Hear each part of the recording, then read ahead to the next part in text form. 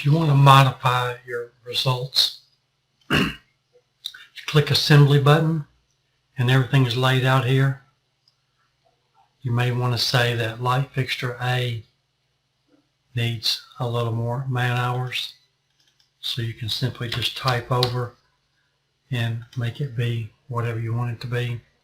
You also might say that it needs flex. You may want to change the raceway size to 3/4 or make any modifications that you want. You may want to change the distance apart. You will want to change the distance apart if you're measuring the light fixtures themselves instead of using the average method.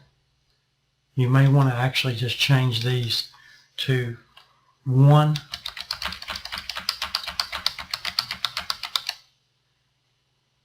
Now you can scale and use the length that you've actually scaled instead of using the average for your lighting. In the next video I'll explain more about that.